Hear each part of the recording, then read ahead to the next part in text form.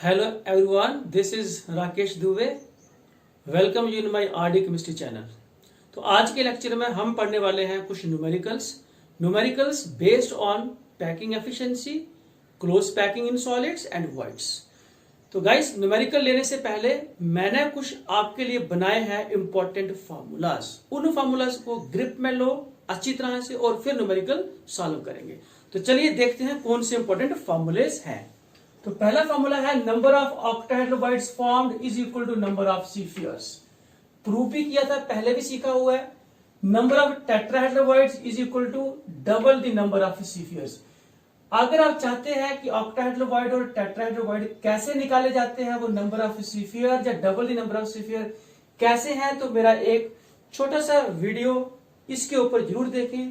Title रहेगा trick to find out octahedral and tetrahedral voids. तो next देखिए, face diagonal 4r is equal to √2 into a. Body diagonal 4r is equal to √3 into a, where a is edge length. The atoms or ions which assume CCP or FCC arrangement constitute spheres. तो हमें क्या होगा, जब भी कोई numerical दिया होगा तो उसमें ये कहा होगा कि atoms of this element adopt CCP और एफसीसी अरेंजमेंट. तो जो एटम एफसीसी या सीसीपी अरेंजमेंट में होगा आपने मान लेना है कि स्फीयर्स उस एटम के बने हुए हैं. तो यही लिखा हुआ है, द एटम्स और आयंस व्हिच अज्यूम सीसीपी और एफसीसी अरेंजमेंट कॉन्स्टिट्यूट स्फीयर्स. तो इन फॉर्मूलेज को ग्रिप में लो अच्छी तरह से और फिर हम चलते हैं न्यूमेरिकल सॉल्व कर लेते हैं. तो न्यूमेरिकल नंबर फर्स्ट आपके सामने देख लेते हैं. न्यूमेरिकल प्रॉब्लम नंबर 1 पढ़ते हैं स्टेटमेंट को. स्टेटमेंट में दिया हुआ है, a compound is formed of two elements A and B. एक कंपाउंड है, दो एलिमेंट्स का बना है, A और B का. एटम्स ऑफ एलिमेंट B, जो B के एटम्स हैं, they make CCP arrangement. CCP arrangement का मतलब ये हुआ कि जो एटम्स हैं B एलिमेंट के, दे कॉन्स्टिट्यूट स्फीयर्स. जैसे स्फीयर ये सारे B एटम्स हैं. तो B एटम्स CCP अरेंजमेंट बनाएंगे, मतलब वो एबीसी लेयर बनाएंगे. तो स्फीयर किसके बने हैं? बी एटम के.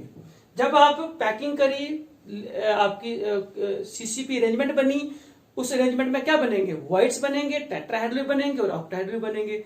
अब वॉइड्स में किसको रखा गया है? And those of atom A they occupy all the octahedral voids. तो जहां जहां पे ऑक्टाहेड्रल वॉइड बनेंगे ना, वहां वहां पे एटम्स ए एलिमेंट के रखे गए हैं. तो derive the formula of the compound. तो क्या कर रहे हैं? बड़ा आसान है. अगर बी एलिमेंट को आप देख रहे हो कि they make CCP arrangement, it means they constitute spheres. तो since B atoms make CCP arrangement,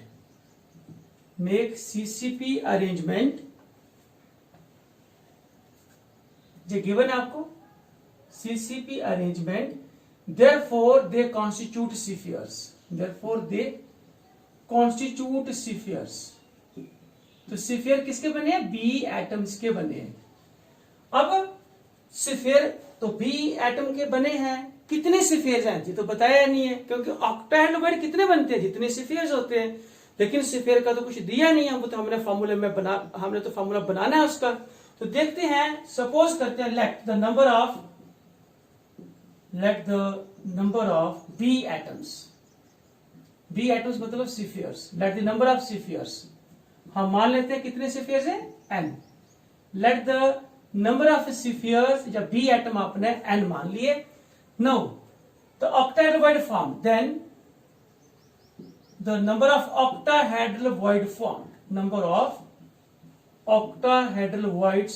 वो क्या फॉर्मूला था? ऑक्टाहेड्रोबाइड कितने बनते हैं? जितने स्फीयर्स होते हैं. नंबर ऑफ स्फीयर मतलब नंबर ऑफ बी एटम्स, वो n है, तो n बनेंगे. अब n वॉइड्स बने, उन सभी वॉइड में हमने किसके एटम रखे हैं? एलिमेंट ए के. तो इट मींस देयरफॉर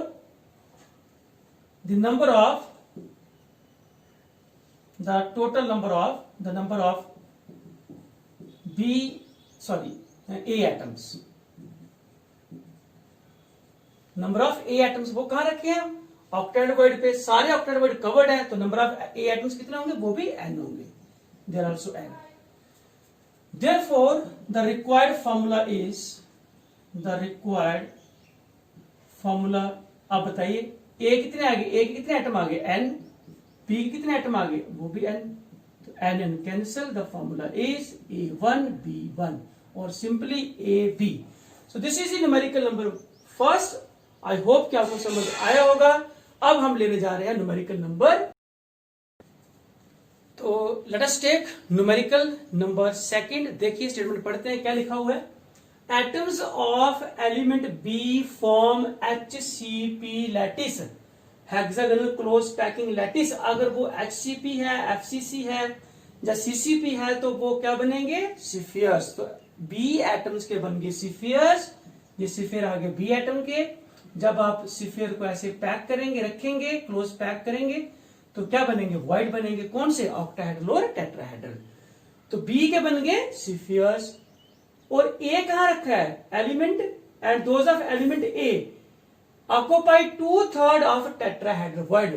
टेट्राहेड्रल कितने बनते हैं, जितने सिफियर है उसके डबल, लेकिन ऑक्यूपाई कितने हुए, ओनली 2/3.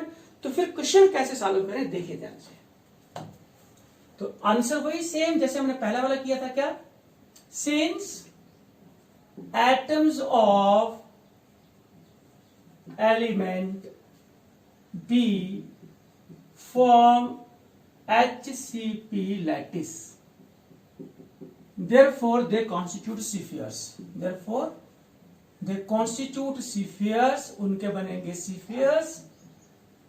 अब sphere कितने पता नहीं है तो n मान लेते हैं. let the number of spheres is equal to n.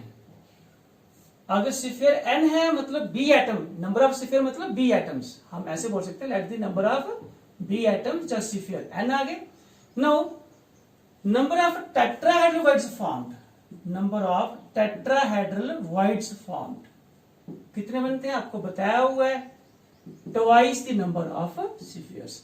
लेकिन क्वेश्चन में ये दिया है कि सारे टेट्राहेड्रल वाइड कवर्ड नहीं है, सिर्फ 2/3 ही कवर्ड है. तो now number of tetrahedroids covered by the atom A. Now number of tetrahedroids covered by A atoms, that is number of A atoms, that is 2/3, 2/3 of the tetrahedroid. वो कितने हैं, twice है.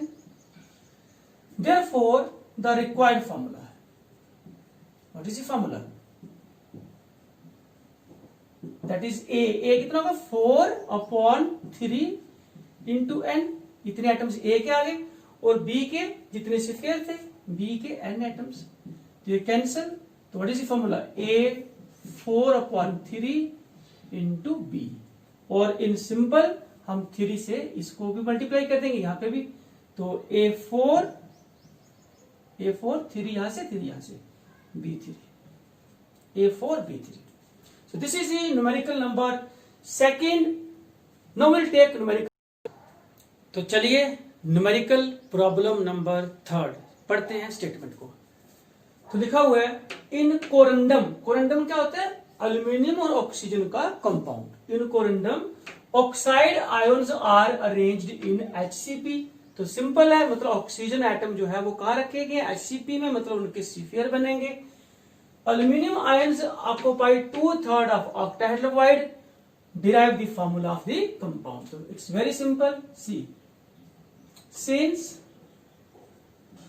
Oxide ions make HCP, therefore they constitute spheres.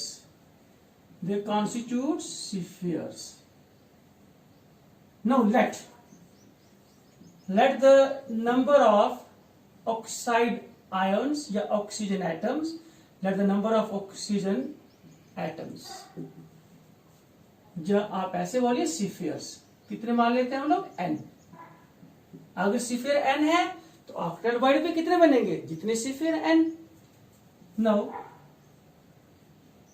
Number of octahedral voids formed. octahedral voids formed. They are also n. लेकिन occupy कितने हैं? 2/3, 2/3. Number of octahedral voids covered. किसके द्वारा? By aluminium atoms. मतलब number of aluminium atoms 2/3 of the total number of octahedral voids n. Therefore, the required formula is oxygen कितने आगे? n. Aluminium कितने आगे? 2/3n. n कैंसिल, तो 3 को इधर ले लो, Al2O3. So this is alumina, aluminum oxide, corundum, the formula of the aluminum oxide. So this is numerical problem number 3. Now let us take numerical problem number 4. तो statement देखते हैं क्या लिखा हुआ है. In crystalline solid anion B form CCP, मतलब they constitute spheres. Cations A are equally distributed between octahedral and tetrahedral void. तो A को कहां रखा गया? ऑक्टाहेड्रल में भी रखा गया और टेट्राहेड्रल में भी. लेकिन जितने ऑक्टाहेड्रल कवर्ड है उतने इक्वली बराबर कवर्ड है. Derive the formula of compound. आपने डिराइव करना है फॉर्मूला ऑफ कंपाउंड. कब करना है? If all the octahedral voids are covered. Octahedral सारे कवर्ड है. टेट्राहेड्रल कितने हैं वो पता नहीं, बताया नहीं, ऊपर दिया हुआ है कि दोनों जो ऑक्टाहेड्रल और टेट्राहेड्रल में ए को रखा गया लेकिन इक्वली रखा गया है. अगर ऑक्टाहेड्रल सारे कवर्ड है तो फॉर्मूला कैसे बनेगा? तो इसको थोड़ा हम शॉर्ट तरीके से निकाल देते हैं. एक और तरीका देखिए ध्यान से. यहां पे लिखेंगे स्फीयर्स, यहां पे लिखेंगे ऑक्टाहेड्रल वॉइड फॉर्म्ड और यहां पे टेट्राहेड्रल. आप पिछले क्वेश्चंस भी ऐसे निकाल सकते हैं. तो मान लो स्फीयर हमारे पास, स्फीयर में क्या रखा हुआ है? B form CCP, they constitute sphere. तो स्फीयर मेरे पास कितने आ गए? सपोज करते हैं n. ऑक्टाहेड्रल वॉइड कितने होंगे? Octahedral void are equal to number of sphere और tetrahedral will be double the number of sphere. अब स्फीयर में क्या रखा है? स्फीयर किसके बनेंगे? बी एटम के. तो बी एटम कितने होंगे? n. ऑक्टाहेड्रल वॉइड में क्या रखा गया? A n. और टेट्राहेड्रल में क्या रखा गया? A twice n. जे तो हमारा होगा जनरल चीज ऐसे. लेकिन क्वेश्चन क्या बोलता है? भाई क्वेश्चन क्या है? क्वेश्चन को देखो ध्यान से और अकॉर्डिंगली हम क्वेश्चन को सॉल्व करेंगे. क्वेश्चन बोलता है कि ए को, जे आगे स्फीयर, ए को कहां रखा गया? ऑक्टाहेड्रल वॉइड में रखा गया और टेट्राहेड्रल में रखा गया. लेकिन जितने ऑक्टाहेड्रल वॉइड कवर्ड है उतने ही टेट्राहेड्रल वॉइड कवर्ड है. लेकिन ऑक्टाहेड्रल में ये कहा कि वो सारे कवर्ड है. तो फिर what is a? Octahedral void कितने होंगे? n के अंदर ही आपने ए एटम रखे हैं. ए एटम भी कितने होंगे? n एटम्स होंगे. टेट्राहेड्रल है ट्वाइस n, लेकिन कवर्ड कितने हैं? जितने ऑक्टाहेड्रल कवर्ड है इक्वली डिस्ट्रीब्यूटेड है. ऑक्टाहेड्रल n थे तो टेट्राहेड्रल भी n कवर्ड होंगे. So therefore the formula is, the required formula of the compound is what is? Bn और A कितना जाएगा? A n और n ट्वाइस n. तो n cancel, the formula is A2B और B1A2. This is the formula of the compound. इस तरीके से भी आप निकाल सकते हैं. Now will take next numerical. तो चलिए लेते हैं न्यूमेरिकल प्रॉब्लम नंबर 5. तो स्टेटमेंट पढ़ लेते हैं. पहले क्या लिखा हुआ है? इन mineral spinal having the formula. ये फॉर्मूला है. मैग्नीशियम का एक एटम है, अल्यूमिनियम के 2 हैं, ऑक्सीजन के 4 हैं. Oxide ions are arranged in CCP, मतलब ऑक्सीजन को कहां रखा है? CCP में. और इसका मतलब they will constitute spheres. Magnesium को कहां रखा गया? They occupy tetrahedral void. लेकिन मैग्नीशियम एटम एक ही है तो एक ही टेट्राहेड्रल वॉइड कवर्ड होगा फिर. And aluminium +3 ions occupy octahedral void. लेकिन अल्यूमिनियम 2 है तो इसका मतलब 2 ही ऑक्टाहेड्रल वॉइड कवर्ड होंगे. स्फीयर 4 है. तो स्फीयर 4 कैसे पता चला हमें? बिकॉज इस फॉर्मूले में ये बताया गया है कि oxide ions are arranged in CCP. तो वो CCP में तो वो स्फीयर से कॉन्स्टिट्यूट करेंगे.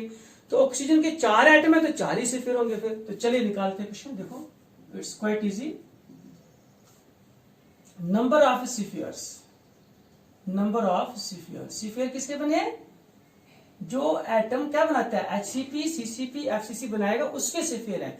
तो वो ऑक्सीजन क्या, ऑक्सीजन के 4 एटम है तो नंबर ऑफ स्फीयर हो गए 4। अगर स्फीयर 4 है देन नंबर ऑफ ऑक्टाहेड्रल, जो नंबर ऑफ, पहले ऐसे कर लो, टेट्राहेड्रल वर्ड फॉर्म्ड, वो कितने बनेंगे, twice the number of sphere. Twice मतलब 2 into 4 कितना हो गया 8। There are 8 tetrahedral void. लेकिन कवर्ड कितने होंगे, मैग्नीशियम के द्वारा कितने कवर्ड, एक ही मैग्नीशियम है तो फिर कवर्ड एक ही होगा, टोटल 8 है। And number of octahedral words formed, वो कितने बनने हैं, जितने हमारे पास स्फीयर है 4। देयरफॉर देखिए फर्स्ट इसमें लिखा हुआ है what percentage of tetrahedral void is occupied by magnesium plus 2 ion. तो percentage of tetrahedral voids occupied by magnesium plus 2 ion, magnesium plus 2 ions है कितने, टेट्राहेड्रल वॉइड 8 है। ऑक्युपाई किसने किया उसको, मैग्नीशियम ने। मैग्नीशियम का एक ही एटम है तो 1/8 into 100, इसको सॉल्व करेंगे इट इज 12.5%। तो this is the percentage of the tetrahedral voids occupied by the magnesium plus 2 ions. Second, percentage of octahedral voids occupied by aluminum plus 3 ions। अब देखिए ऑक्टाहेड्रल वॉइड है कितने, total कितने, 4 है। Occupy किसने किया उसको, एल्यूमिनियम ने। एल्यूमिनियम के एटम कितने, 2 है। तो 2 एटम, उस 2 एटम को आप 2 ऑक्टाहेड्रल वॉइड पे रख दोगे और 2 जो है वो खाली रहेंगे, टोटल 4 है इंटू 100, तो मतलब इट इज 50%। तो दिस इज द क्वेश्चन। आपको आई होप कि समझ आया होगा, अच्छी तरह से इसको ध्यान से पढ़े। नहीं समझ आने पे मुझे आप कमेंट सेक्शन में जरूर बोल सकते हैं। अब हम लेंगे न्यूमेरिकल प्रॉब्लम नंबर 6। तो चलिए लेते हैं न्यूमेरिकल नंबर 6। तो पढ़ते हैं स्टेटमेंट। स्टेटमेंट में लिखा हुआ है gold atomic radius 0.144 nanometre crystallises in FCC unit cell. What is the length of side of unit cell. Edge length निकालना आपने, तो you have to calculate edge length. अब FCC का मीनिंग सारे जानते हैं, face centred cubic unit cell. क्या होता है, जिसमें एटम कहां पे होंगे, कॉर्नर्स पे and centre of each face. Face के सेंटर में भी एटम है, जैसे जी आ गया गोल्ड का एटम, गोल्ड का एटम आ गया, दिया हुआ है कि गोल्ड, तो गोल्ड के जो एटम्स है सारे, और हर फेस के सेंटर में भी एक एक गोल्ड का एटम रखा हुआ है। ऐसे ही आपको मैंने पहले भी सिखाया हुआ FCC। अब क्वेश्चन है आपको निकालना है एज लेंथ A। अब एज लेंथ कैसे निकालेंगे, बिकॉज यहां पे जो सेंटर में, फेस के सेंटर में जो एटम है वो इन कॉर्नर वाले एटम को तो टच करता है, लेकिन कॉर्नर वाले एटम आपस में टच नहीं करते। तो हमने निकाला था फेस डायगोनल, आपको अगर याद हो तो ABC। तो AB इज फेस डायगोनल, इसकी वैल्यू हमने निकाली थी, आप पिछले लेक्चर में चेक कर लें। और फॉर्मूला हमने बनाया था, आंसर कैसे निकालेंगे, इन FCC में होगा फेस डायगोनल, और अगर होगा BCC तो वो होगा बॉडी डायगोनल। इन FCC face diagonal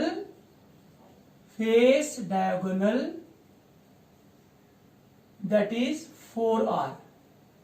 face diagonal होता है 4R equal to √2 into A। 4R कैसे है, ये एक स्फीयर है, ये भी स्फीयर है, ये भी स्फीयर है, तो 3 स्फीयर थे, आपको सिखाया था। रेडियस, इसका भी रेडियस और रेडियस 4R √2A निकाला हुआ है। हमने निकालना है एज लेंथ A, निकालना है side edge length 4R upon √2।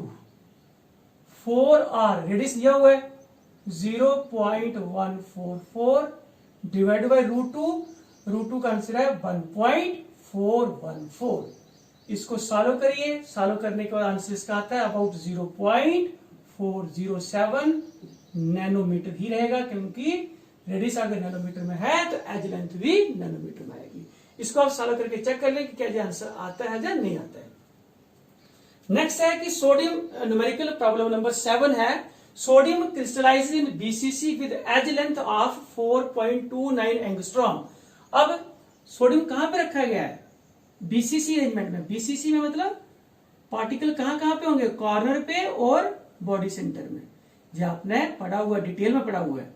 तो ये आगे सोडियम के एटम, और एक एटम कहां पे है? बॉडी के सेंटर में है।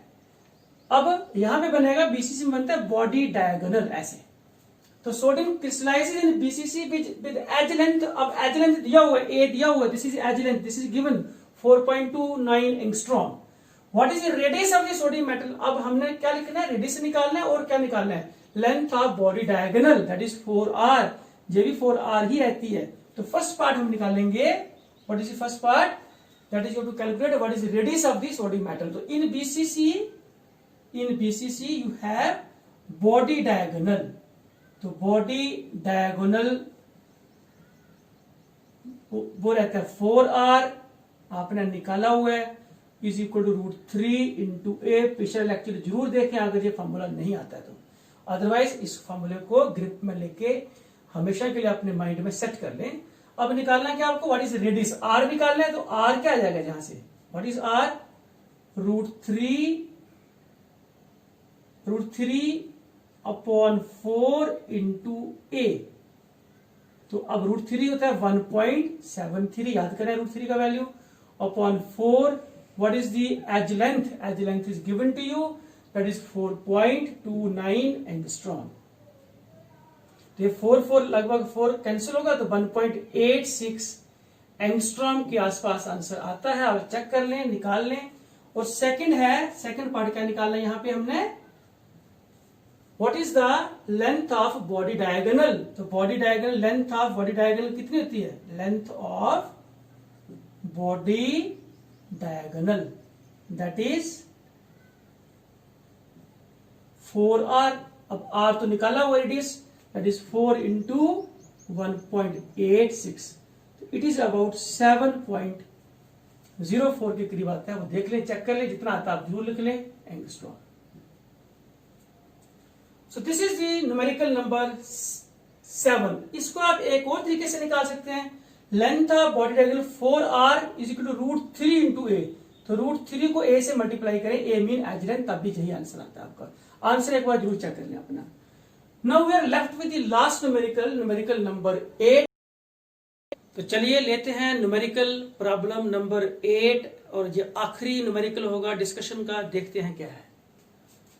Aluminium metal forms FCC structure. FCC सारे जानते हैं, फेस सेंटर्ड क्यूबिक स्ट्रक्चर, जिसमें एटम कॉर्नर पे होंगे और फेस के सेंटर में होंगे।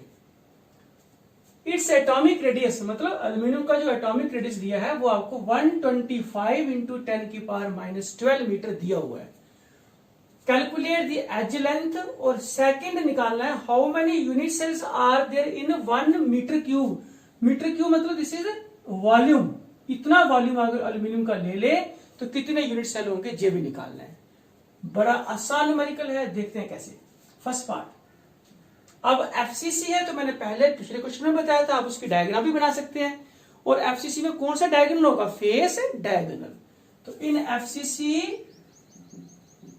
वी हैव फेस डायगोनल, और फेस डायगोनल का आंसर था 4r is equal to √2 into a. Now see, हमने निकालना है एज लेंथ, तो a को यहां से ऐसे कर लेंगे, a इज इक्वल टू, यहां पे थोड़ा इधर लिखते हैं, a is equal to 4r upon √2। 4r radius given है 125, क्वेश्चन में गिवन है 125 इंटू 10⁻⁻12 मीटर आएगा, और √2 1.414। इसको आपने थोड़ा सॉल्व करना है, और जो आंसर आता है वो आपने मेरे आंसर से मैच करना है। मैंने आंसर याद किया, आप थोड़ा निकाल के रखिए। तो answer is 354 into 10⁻⁻12 metre. This is the edge length of the FCC unit cell. Next हम लेने वाले हैं second part, how many unit cells are there in 1 metre cube. तो ये मीटर क्यूब क्या वॉल्यूम है, तो हम भी पहले अपने यूनिट सेल का वॉल्यूम निकालेंगे। तो volume of the unit cell, volume of unit cell कैसे आना है? Volume of the unit cell, कितने यूनिट सेल है, एक ही है वो, वॉल्यूम आएगा ए क्यूब, ए का क्यूब मतलब इसका क्यूब करेंगे, जब इसका क्यूब करेंगे तो आंसर आना है 354 इंटू 10 की पावर माइनस 12 का क्यूब करना है आपको, और आंसर आप थोड़ा याद कर लें, निकाल लें, सॉरी, आंसर आता है 4.436 10 की power minus 29 metre cube, metre का क्यूब करना है, metre cube. So this is the volume. It means अगर हमारे पास इतने मीटर क्यूब वॉल्यूम है, इतना वॉल्यूम है, तो यूनिट सेल है हमारे पास एक, देयरफॉर 4.436 इंटू 10 की power minus 29 metre cube means 1 unit cell, because this is the volume of the 1 unit cell. तो 1 मीटर क्यूब का कैसे निकालेंगे, आपको 1 मीटर क्यूब कहा हुआ है, इसको डिवाइड कर दो इधर, तो therefore 1 metre cube is equal to 1 upon 4.436 into 10 की पावर माइनस 29, इतने यूनिट सेल होंगे। और इसको अगर थोड़ा सॉल्व करें तो 2.25 इंटू 10 की पावर 28 यूनिट सेल्स, इतने यूनिट सेल आएंगे अगर आप 1 मीटर क्यूब वॉल्यूम लेंगे तो you see the number of, कितना हाई नंबर है, इतने सारे यूनिट सेल्स आपस में क्या करेंगे, एफसीसी यूनिट सेल क्या करेंगे, आपस में अरेंज करेंगे और पूरी की पूरी आपकी एक 3 डायमेंशनल क्रिस्टल लैटिस जैसे एक स्पेस बनेगी, शेप बनेगी। So this is the discussion of the numerical number 8. If you have any doubt, आप कमेंट सेक्शन में मुझे जरूर लिख सकते हैं। अगला क्वेश्चन हम लेने वाले हैं डेंसिटी ऑफ यूनिट। तो चलिए नेक्स्ट क्वेश्चन हम लेते हैं डेंसिटी ऑफ यूनिट सेल। तो डेंसिटी ऑफ यूनिट सेल को अंडरस्टैंड करने के लिए हम एक पहले क्यूबिक बेस यूनिट सेल ले लेंगे। This is a cubic base unit cell having edge length is a picometer.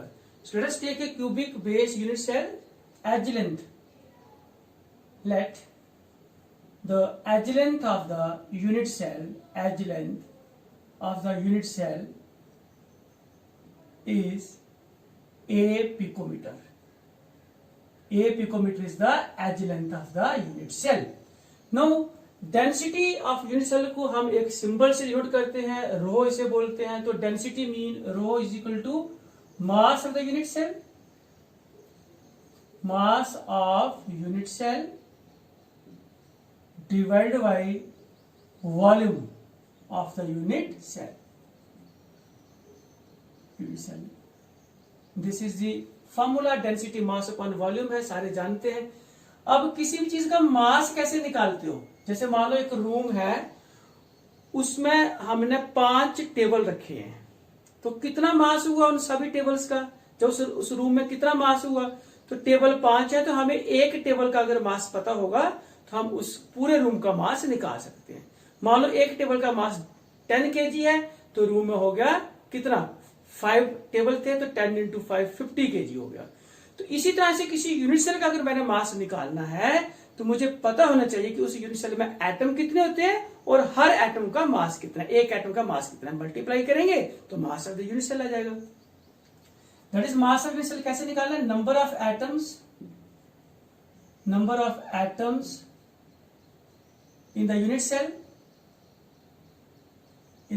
Cell, into mass of one atom, the mass of each atom divided by volume of unit cell. It is a cubic based unit cell, so therefore the volume is the side cube, a cube, a picometer भी आएगा साथ में, वो भी लिख सकते हैं आप लोग। What is rho? Rho is equal to number of atoms in the unit cell. Let us denote this with the letter Z. Z stands for number of atoms in the unit cell, in one unit cell. Mass of each atom के लिए formula है क्या, ग्राम atomic mass divided by Avogadro number. ये कैसे बनता है थोड़ी देर में मैं सिखाता हूं आपको। Into 1 upon a cube, that is volume का volume, side cube. So rho is equal to Z, gram atomic mass को हम डिनोट कर सकते हैं कैपिटल एम के साथ। एवोगैड्रो नंबर के लिए सिंबल ले लेते हैं एन ए, और जहां पे बन गया a cube. Therefore, density of unit cell क्या फॉर्मूला बना है, rho is equal to Z into M upon N A into a cube. This is the formula to calculate density of the unit cell. Here what is Z आपको मैंने बताया है, M भी पता है, Na भी पता है, और यहां पे हम थोड़ा सा देख ले इस फॉर्मूले के accordingly. Z means number of atoms which is 1 for simple cubic unit cell, simple cubic unit cell, और Z is equal to 4 for face centered cubic unit cell, and Z is equal to 2 for BCC body centered cubic unit cell। ये Z के answer आपको याद रखने हैं किसी भी numerical को निकालने के लिए। Z आपको काफी इंपॉर्टेंट रहेगा। और फिर M मींस आपको पता है ग्राम एटॉमिक मास है, Na एवोगैड्रो नंबर है जिसका वैल्यू क्या आएगा, Na एवोगैड्रो नंबर 6.022 10 की power 23, and A means edge length in picometre, वो अपने ऊपर लिखा हुआ है। M means gram atomic mass है। अब हम जहां पे देख लें, जो जनरली जो रो है, डेंसिटी है, rho is generally reported in, it is to be reported in gram per cubic centimetre. तो यहां पे चलिए, जैसे मास बाय वॉल्यूम, मास की यूनिट ग्राम आ गया, वॉल्यूम आ गया सेंटीमीटर क्यूब, लेकिन जो एज लेंथ है वो पिकोमीटर में दी होती है। आंसर हमें रो का जनरली इस यूनिट में निकालना है। तो एक पिकोमीटर जो है वो आपको याद रखना है 10 की पावर 10 सेंटीमीटर के बराबर भी होता है, ये याद कर लेना आपने। तो अब ये सारे पैरामीटर आपको यहाँ पे आपको क्वेश्चन में दिए होंगे, आपने यहाँ पे लगाने और किसी भी यूनिट सेल की डेंसिटी को आराम से निकाल लेना है। अभी हम थोड़ा सा यहाँ पे आए कि ये जो M है, ये हमारे पास जो मास ऑफ ईच एटम है, how this has come out equal to gram atomic mass divided by Avogadro number. इसको हम थोड़ा सा सीख लेते हैं कि ये कैसे आया होगा। तो इसको सीखने के लिए आप देखिए ध्यान से, हमारे पास क्या है, आप सारे जानते हैं। What is the mass of 1 mole atom of carbon, atom of carbon कितने, 12 ग्राम। 1 मोल कार्बन के एटम्स ले लो, 1 मोल एटम्स ऑफ कार्बन, उनका मास होता है 12 ग्राम। तो 1 मोल का मतलब how many atoms, that is mass of 6.022 10 की पावर 23 एटम्स ऑफ कार्बन, इनका मास हुआ 12 ग्राम। और एक atom, mass of each atom, 1 atom, वो कैसे आएगा, मास ऑफ 1 एटम, एक एटम अगर कार्बन का ले लो ऑफ कार्बन, वो क्या आएगा 12 अपॉन 6.022 10 की power 23। So this is gram atomic mass and this is the value of Avogadro number. So this is the formula जो आपने एक एटम का मास यहाँ पे निकालने के लिए लिखा था, ग्राम एटॉमिक मास डिवाइडेड बाय, आपने सीख लिया सारा, ठीक है। अब हम इसके ऊपर करेंगे अगले लेक्चर में कुछ न्यूमेरिकल्स सीखने के लिए आप लोगों को एक चीज याद रखनी है कि एक जो एज लेंथ है वो आपको जनरली पिकोमीटर में दी होगी और आपको उसको चेंज करना है सेंटीमीटर में। तो 1 पिकोमीटर मैंने बताया 10 की पावर 10 सेंटीमीटर रहता है। तो this was the discussion about the density of unit cell. अगले लेक्चर में डेंसिटी के हम लोग सीखेंगे न्यूमेरिकल्स। उनको सीखने के लिए आप लोग बने रहें मेरे साथ मेरे चैनल पे। Till then okay.